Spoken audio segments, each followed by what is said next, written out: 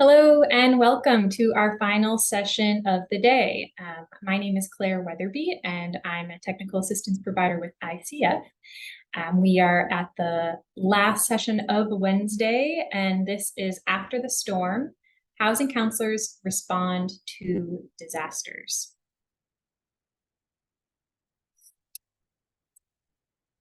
As you know, you're joined in listen-only mode, so if you have any technical issues, please put those in the chat box.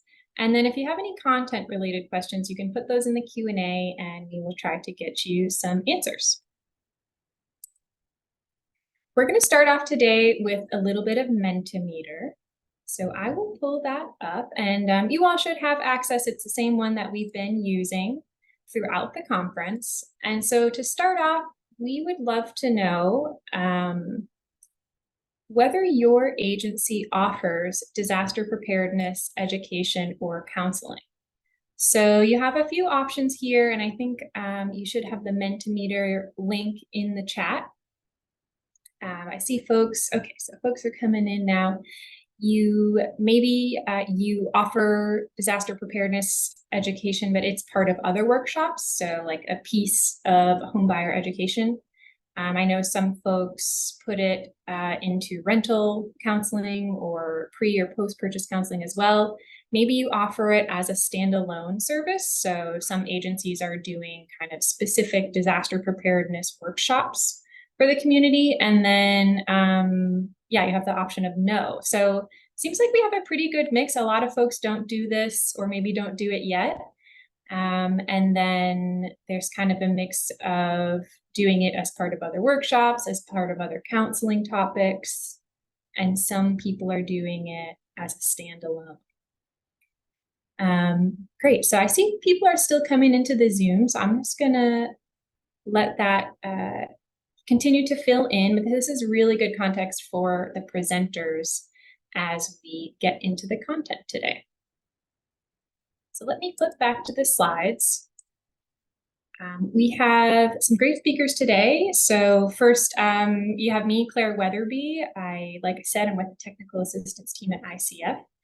And before ICF, I worked at a local organization here in New York City, which is where I live. And I actually started there in the Hurricane Sandy recovery team. So we were helping folks who needed to find a place to live while their home was being rebuilt. And then also we're running some housing counseling, legal services. So this is kind of my background. I do some disaster recovery work at ICF. And so I'm excited to be here with you today.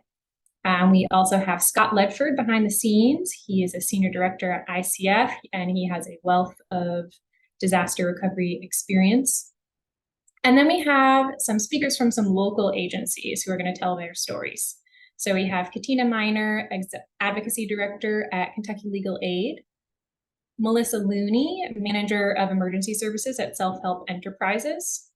And then we have Jorge Negron Vega, who is a HUD certified housing counselor at One Stop Career Center of Puerto Rico. And we have Carmen Cosme, Executive Director and founder of One Stop. So what we're going to talk about today are stories of disaster response and recovery.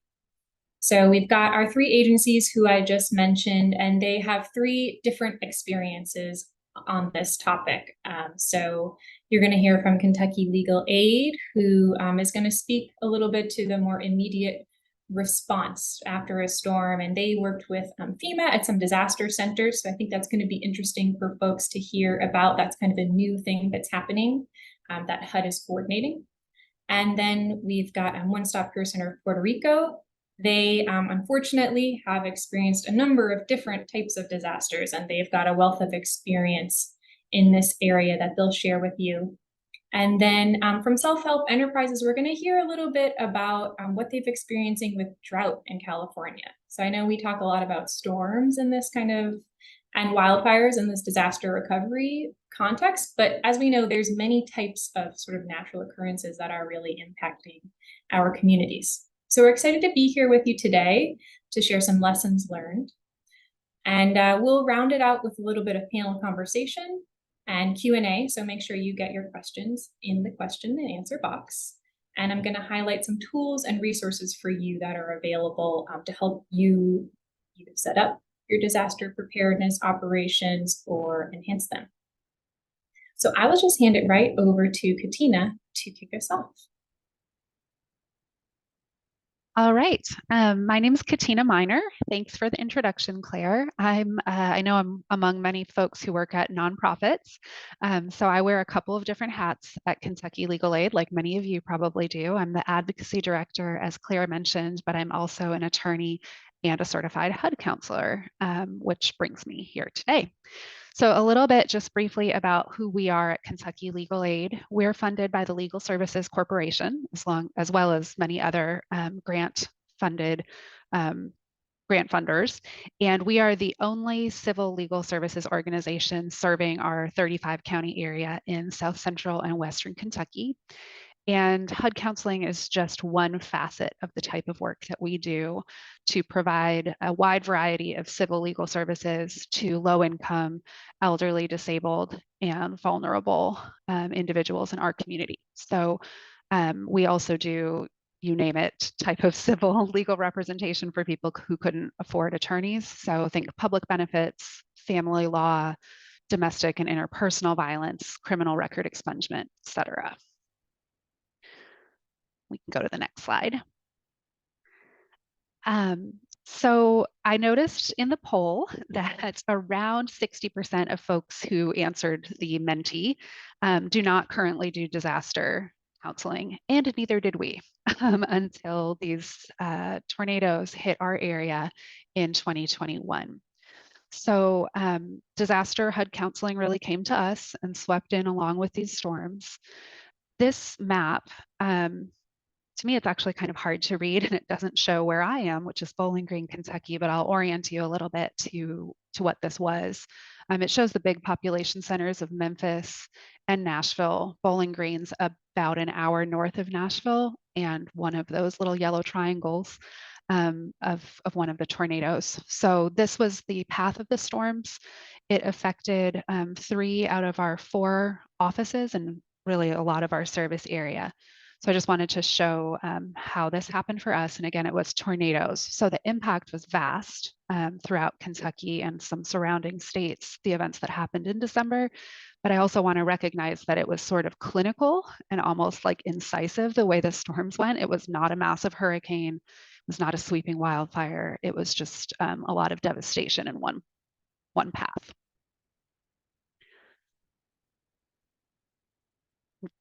Thanks.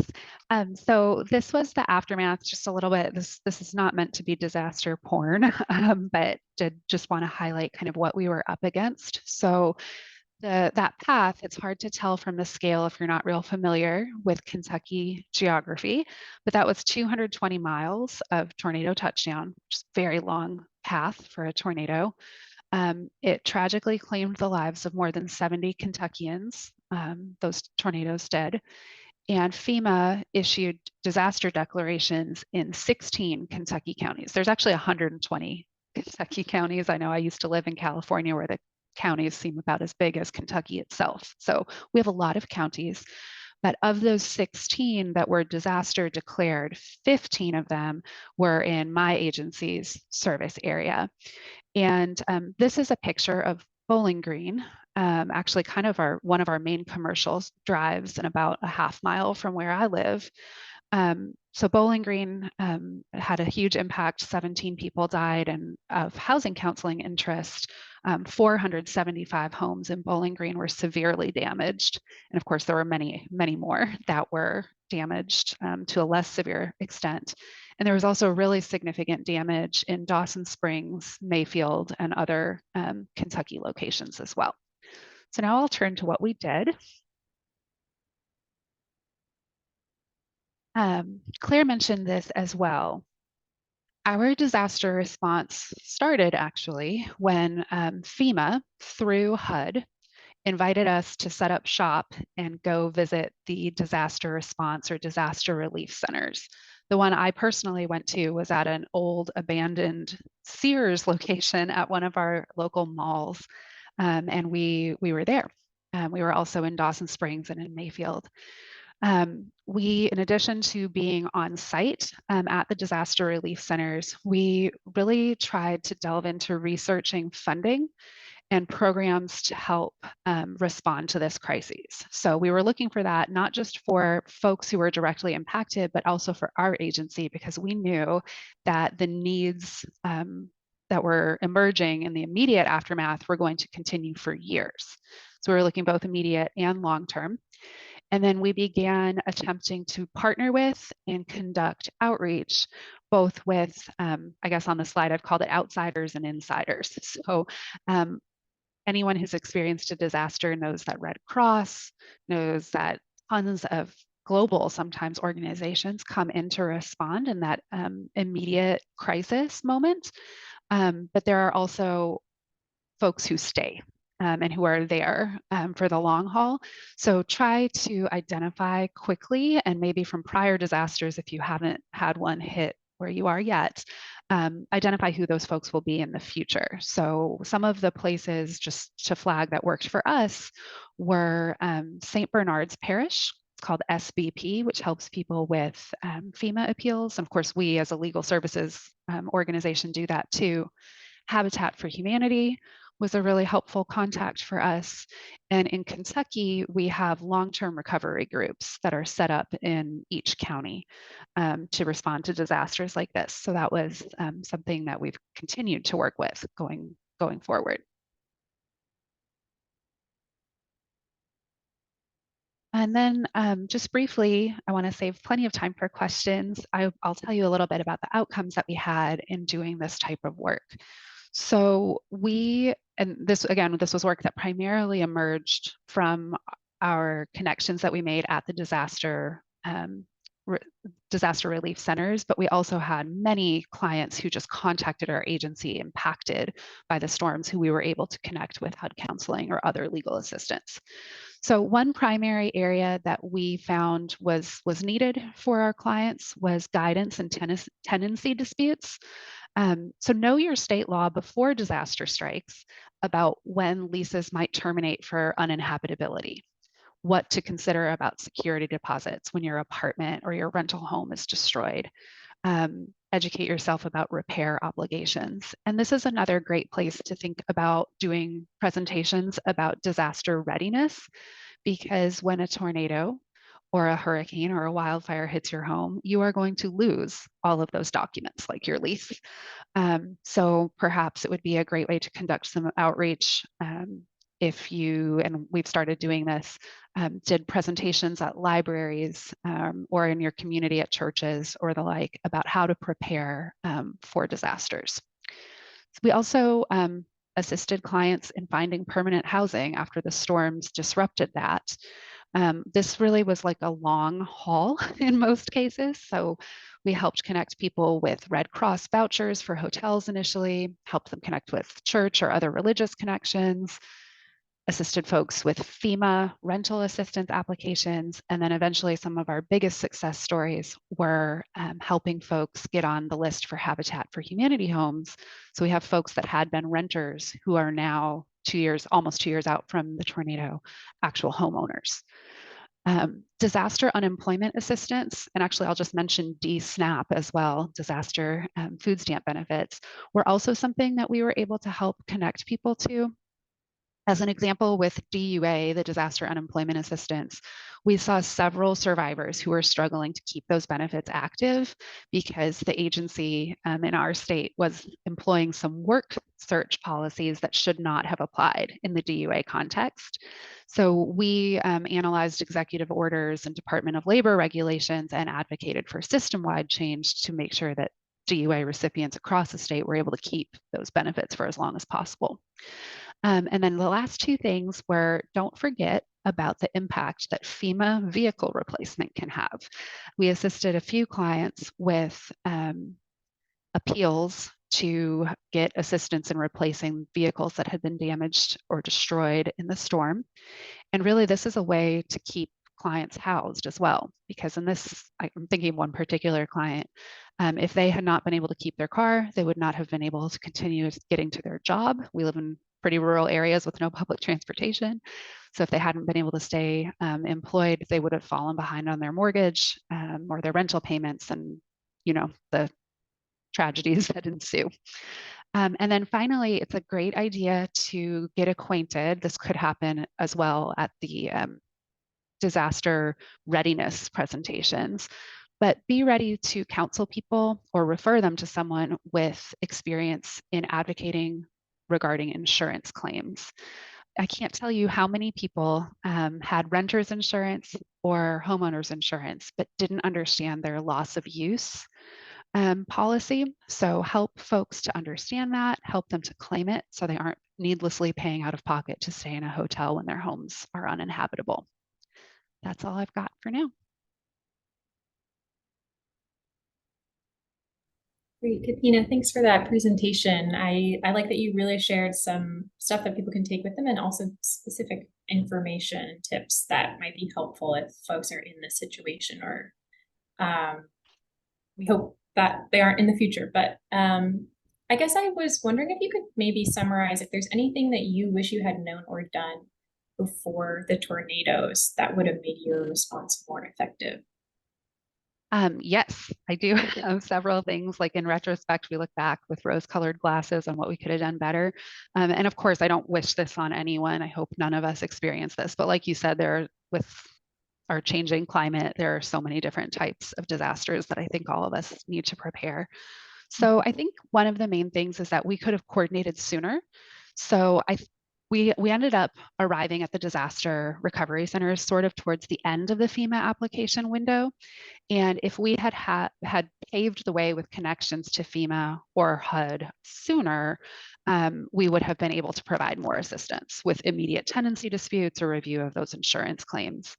I also just would flag that if we had done that, we could have better messaged exactly what we were doing. So another potential pitfall for people to be aware of in these situations is that folks who are living through a disaster need to meet their basic needs, right? This basic hierarchy of needs, and they're in acute crisis.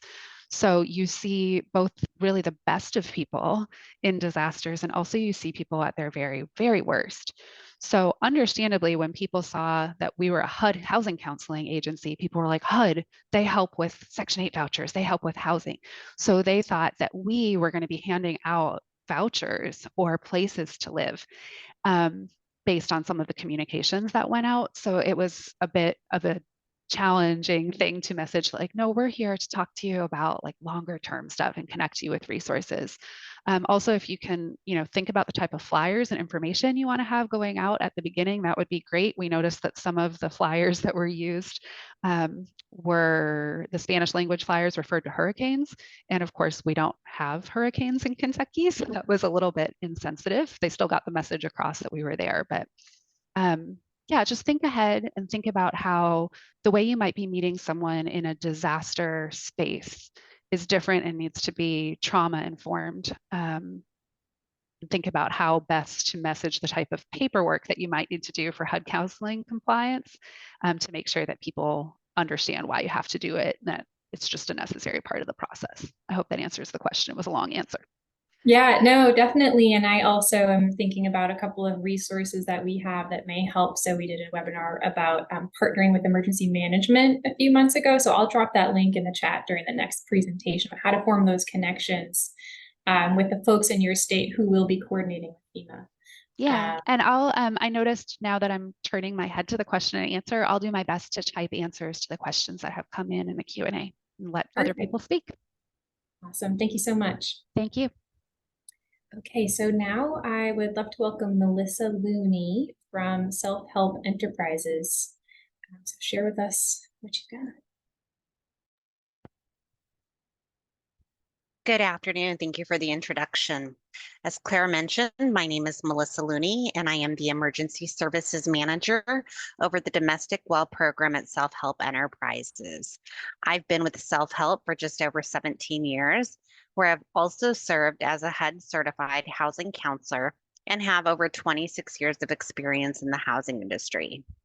Self-Help Enterprises is a nonprofit organization located in Visalia, California, and we're dedicated to assisting low-income families in the Central Valley to address housing needs.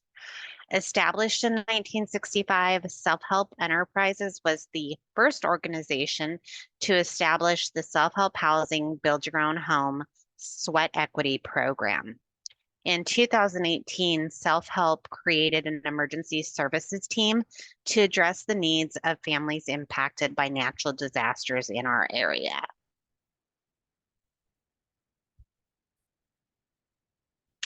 So this slide here demonstrates our service area.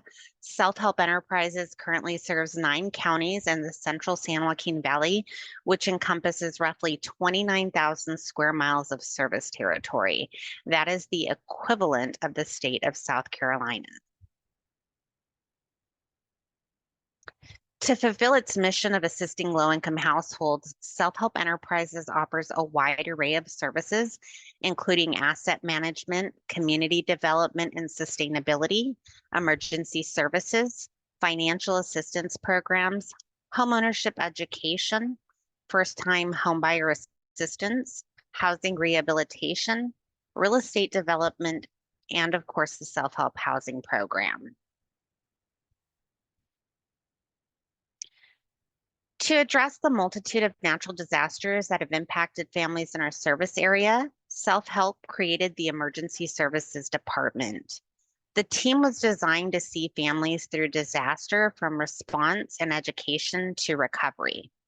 With drought being the most prevalent natural disaster in the valley, and a full-scale drought response team was created to ensure households experiencing a loss of water in their home would have access to water. So as demonstrated on this slide, the team starts by preparing families for disasters through education and quickly transitions to response via our interim water deliveries, bottled water program, and finally to recovery via our domestic well replacement program.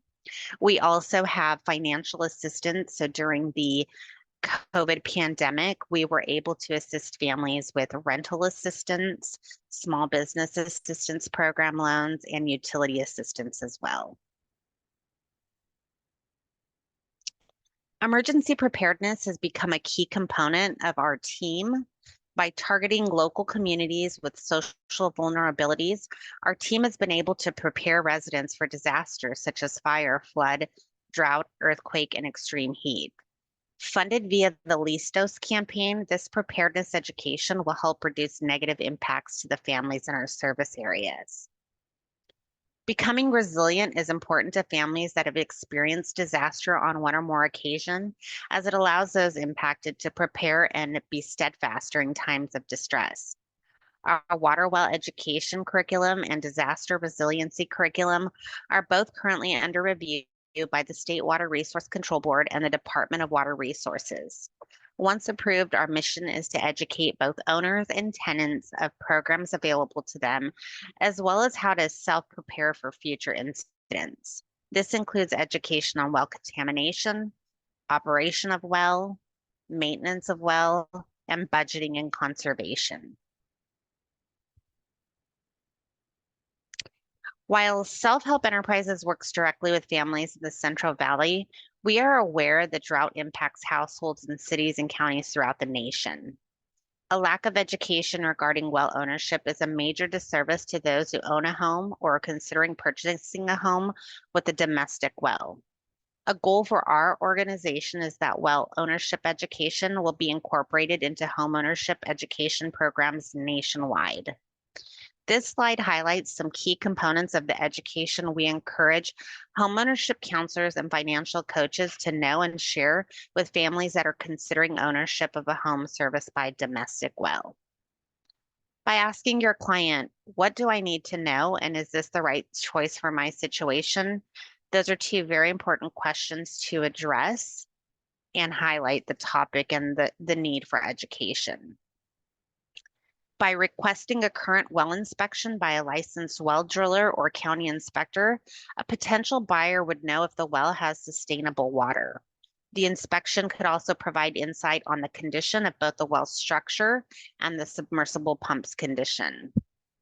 These are both very, very important in the operation of a domestic well. A second document that should be requested is a copy of the well maintenance log from the current owner. This log would provide information regarding the age of the well, if the well has received regular maintenance, and if regular water testing has occurred. The latter two items are important to understand whether the water in the well is safe for use.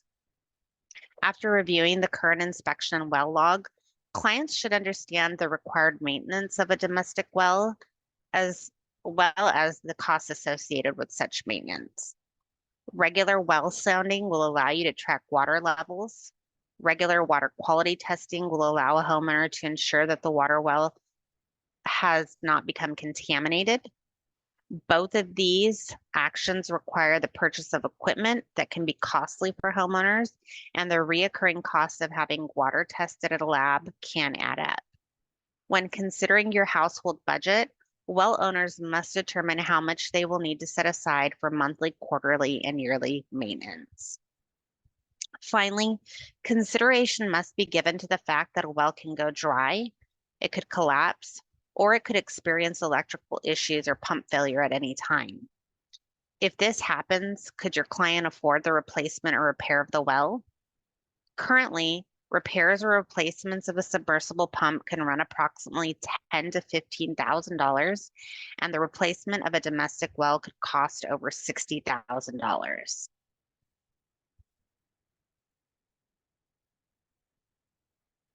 So this next slide just shows a graphic of the domestic well structure.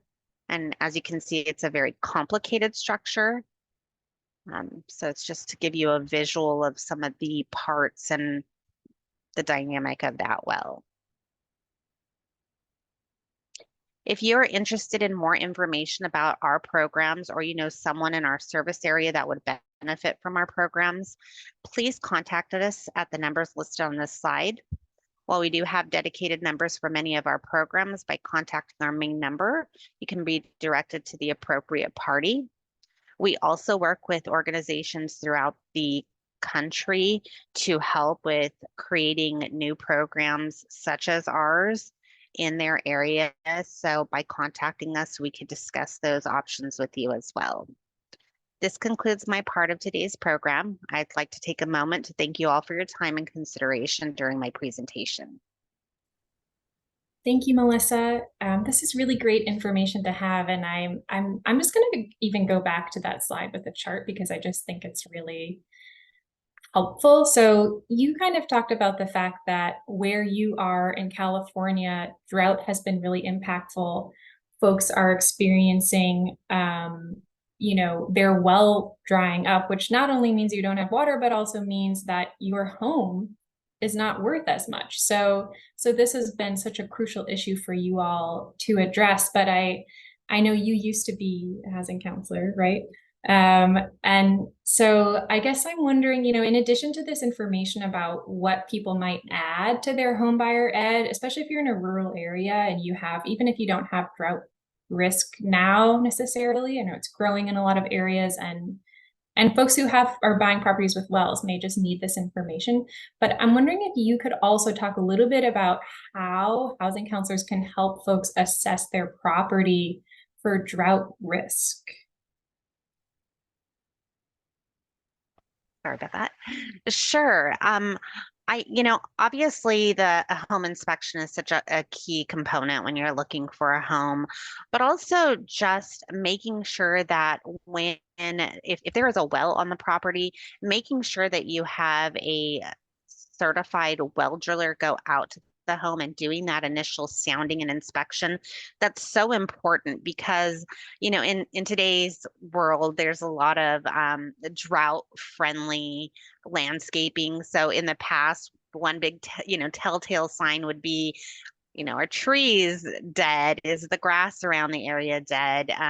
Is there a reason that they're not keeping up with the landscaping? And so that would be a real telltale sign for us. But now that's not always the case. So that initial sounding by a licensed well driller, or checking those county records, well, I know that's not necessarily something that's really easy for people to think about, but it's very important to just make your potential clients aware that those are options available to you. Also, looking in the neighborhood at other homes. So, interestingly enough, we provide these interim services to families, and we erect 2,500-gallon water tanks onto properties, to help them with that interim water solution. So when you go into certain areas in some of our service territory, you will see these green tanks just miles and miles around, and people don't really ask what those are for, but that would be a sign in your area that there might be some issues with wells in the area. So very small, minor things that they could be looking for, but really it's those inspections, identifying that there is a well on the property, and then advising those potential homeowners of their right to get current inspections. A lot of times we hear families say, well, they presented me with a copy of the last inspection that they had done. And when you look at that document, it may have been done 5 or 10 years ago. Well, we all know that, the environment has changed, climates have changed, and, water tables have changed. The surface water levels have changed. And so what was happening 5 years ago is certainly not what we're experiencing today. And that's why it's important for them to have current information. Yeah, thank you so much. I think this is going to be really valuable for folks who may be just starting to see this issue. So I appreciate your time. Absolutely. Thank you for having us. So now I will welcome Jorge Negron and Carmen Cosme. Hi, good afternoon. My name is Jorge Negron, a HUD certified housing counselor for One Stop Career Center de Puerto Rico.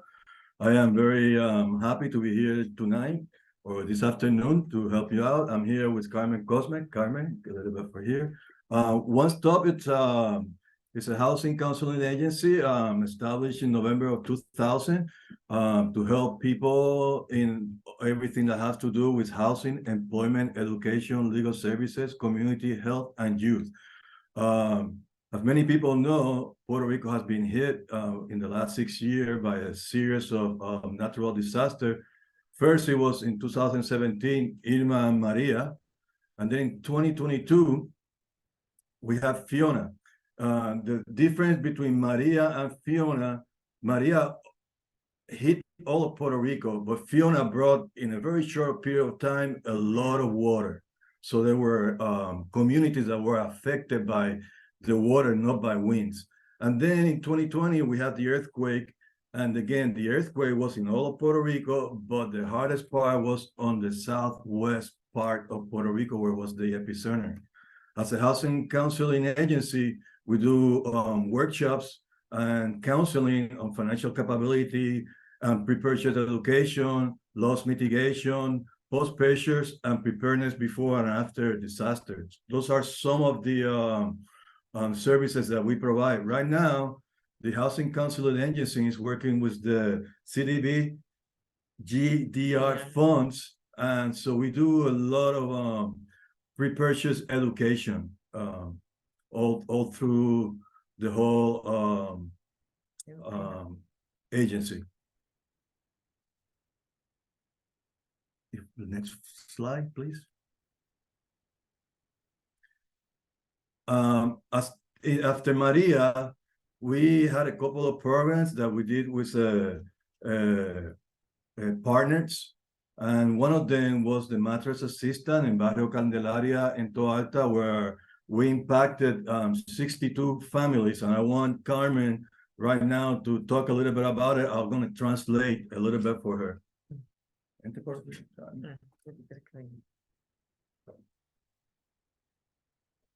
Háblate de los mates. Ok.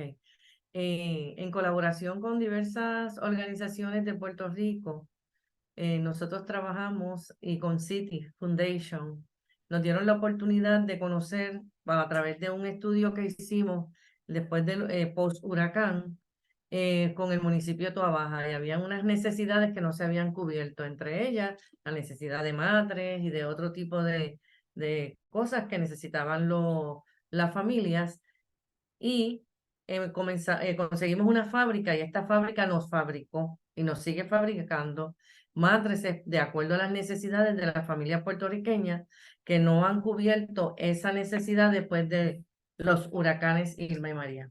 Okay, I'm going to translate. What she talked about it was that we identified a community and we identified a mattress production company, and together we identified the need in this community of the necessity of mattresses, and with them they partnered and distributed approximately 62 families with mattresses, because that was the necessity that they needed. Also, we had a home repair project that was done in Ponce, Salinas, and Villalba, Toa Alta y Coamo, which is a part of Puerto Rico that was very hit and very poor. And they were able to combine funds and did repair and reconstruction of homes, and they were impacted approximately 42 families where they did their reconstruction.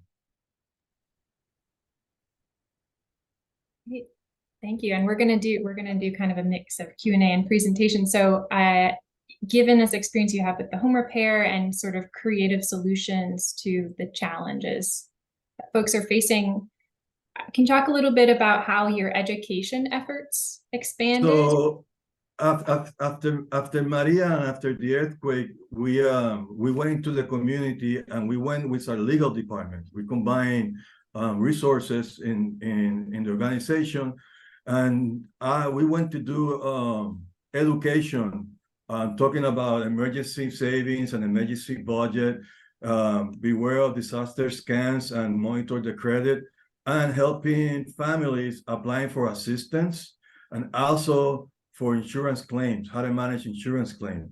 And also with the legal department, we did a title program where we were able to help families with their title, because in Puerto Rico, after Maria, there was a problem where many families didn't have title of their property, and they've been living there for 30, 40 years. So that was a project that had to be done, and had to be, we had to help the community with that. And so we combine it with the education program to help all the communities. So we went all around Puerto Rico, and right there in that photo, we went to Ensenada. Ensenada is Guanica, where was the epicenter of the earthquake. And we went there to orient the families on everything that I've been talking about. And then after that, we just help them out individually. One thing that we do now with our home education program is that we include preparedness for disaster. And we emphasize a lot on emergency budget and emergency savings, because we need to be prepared. Because in Puerto Rico, we were used to having a hurricane season, which we are at the peak right now of hurricane season. So everybody should be prepared. But there's been emergencies outside of the hurricane season. So now it's like a year-round thing that we try to tell our participants that you have to be aware of the importance of being prepared for an emergency. Yeah, I think you're hitting on a lot of the same themes as Katina and Melissa, which is that for folks who are in communities who have experienced disasters like this, it's all about taking what you know and giving it to people proactively, so they know how to prepare themselves and how to make decisions that can mitigate damage. Yeah, right now we're doing a lot of at least the housing department is doing a lot of pre-purchase education, and we impact like over 300 people every month. And since the program started like 4 years ago, because of the funds, we have done over 8,000 families, you know, in education between emergency and pre-purchase education.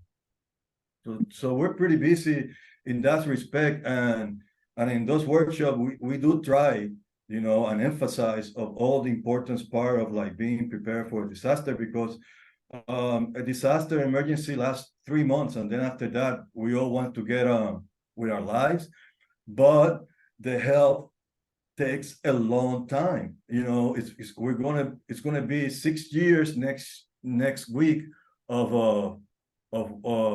Maria, and we're still dealing with Maria. Mhm. You know, so it's very important that people be aware that it takes time to recuperate.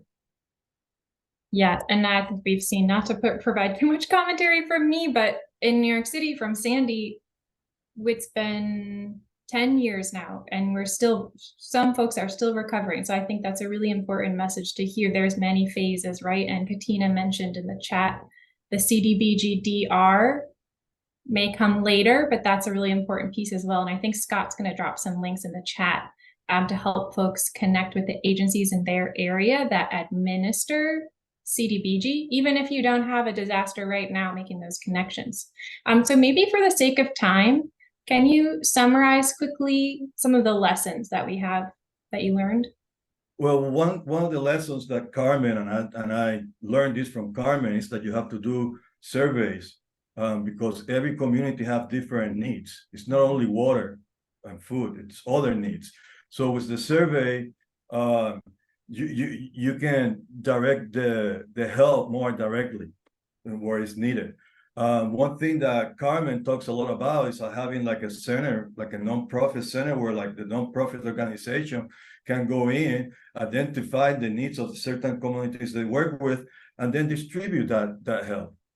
You know, on my part as a housing counselor, I'm always emphasizing the fact that you need to always counsel families and keep emphasizing the importance of having a little bit of funds and be prepared for an emergency. The other thing, it's like I think nonprofits should work together, and housing counselor needs to do more outreach. We do a lot of outreach, but I don't think it's enough because people are not aware of what we do. They only know what we do when they actually go through the process and they goes, I need more of this, you know. And the other thing is that we know that there's a big population that we serve that has limited income and don't have savings, and those people really need help. Yeah. And so for Carmen, maybe quickly, I know you've mentioned partnerships a few times. What are some of the key organizations that you work with? Carmen, ¿cuáles son las organizaciones con las que nosotros trabajamos, de las que están ahí, las más importantes? Unidos, Hispanic Federation, City Foundation, Community Developer or City Foundation, Department of la Departamento de la Vivienda de Puerto Rico, Housing, Correction, Department of Correction and Rehabilitation,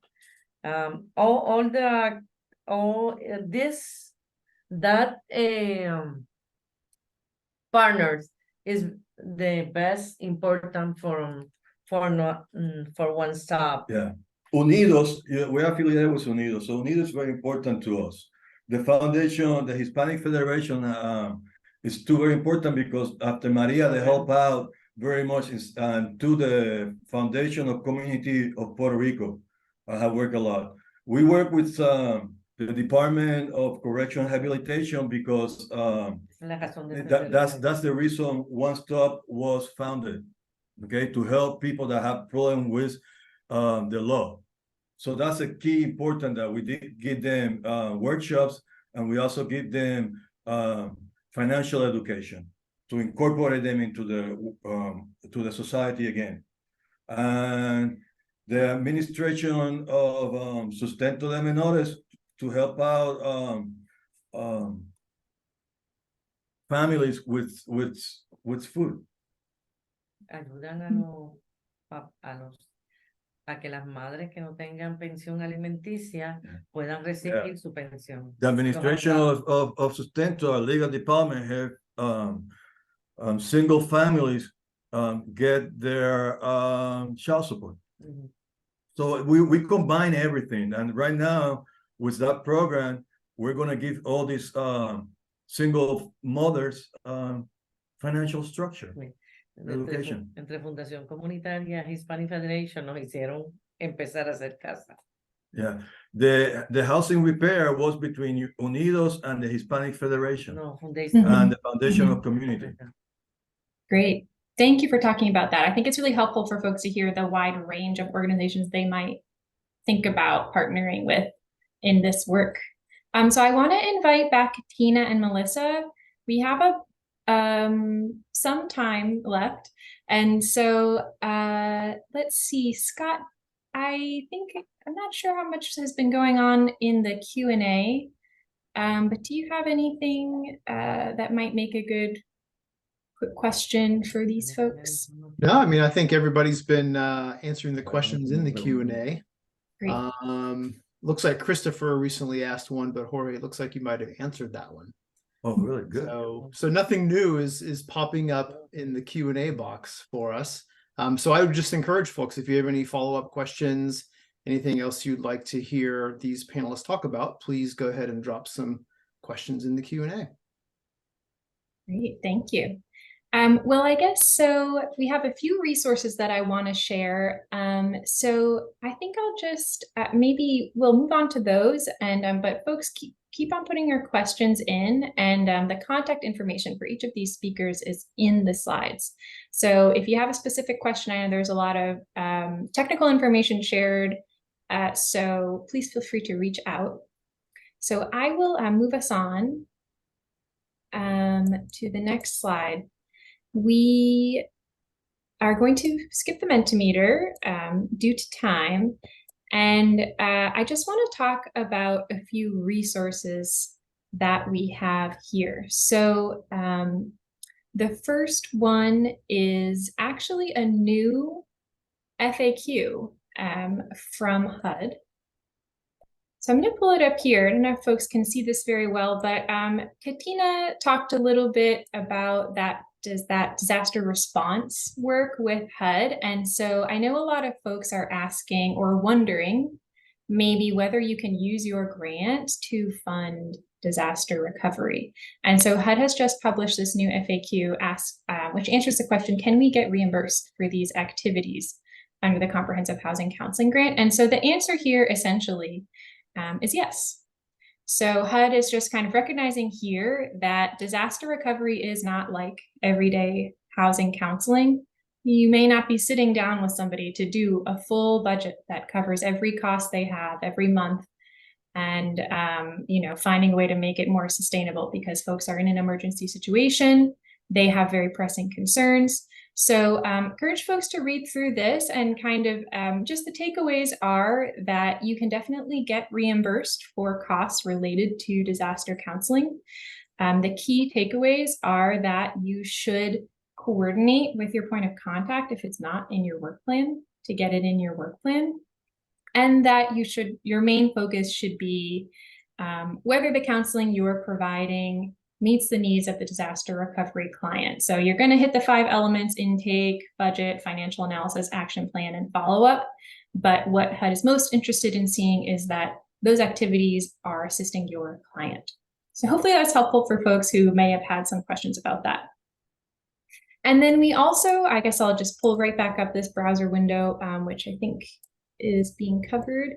Here we have our disaster field guide. So this is a new guide that we just released this year. And Katina, I think that you said maybe you've been using it in Kentucky.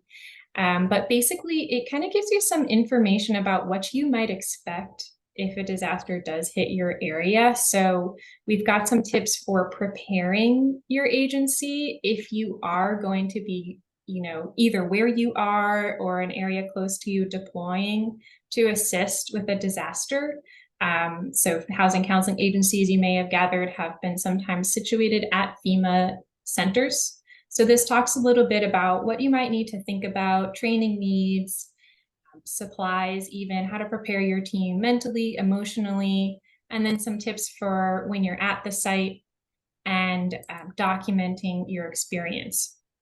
We did a webinar about this guide in the spring, and the link is in the slides. And on that webinar, we also heard from the Office of Housing Counseling about their process for coordinating with you in these situations. So they're playing a new role where they are sort of connecting with FEMA and other parts of HUD to better coordinate housing counseling services, which we all know can be really key to folks who have been affected by any kind of storm, wildfire, drought, even tornado, etc.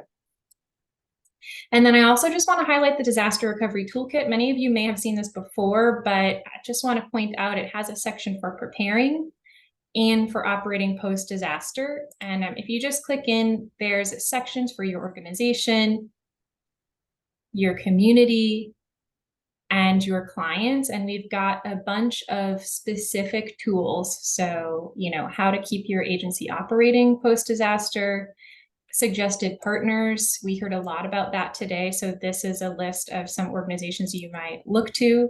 And then we also have specific resources for clients. So, basic home maintenance, financial preparedness, and then on the other side, on the recovery side, there's a whole host of tools as well. So avoiding frauds and scams, counseling on insurance claims. So be sure to check those out as well. We have also some guidance on completing the 9902 for these new categories, which are in the new updated handbook that was just released, and then a few other trainings that may be of interest to you. So that's our presentation for today. I'm sorry that we didn't get to the Q&A, but I really want to thank all of our speakers from today. Really privileged to be able to feature each of your organizations and the work that you've done in your communities. And hopefully folks took something away that is useful to you either today or tomorrow or in the future. So this is our schedule for tomorrow. And we have a final Mentimeter, which is just asking for some feedback from day 2. So if you want to jump back in there, let us know what you think. We have some different options. First 2 days were helpful. Can't wait for day 3. Maybe you're excited for tomorrow. Maybe you have to miss tomorrow, but we'll look at the recordings when those are released in a week or 2. So again, thank you for attending day 2 and our session today, and we will see you on Thursday.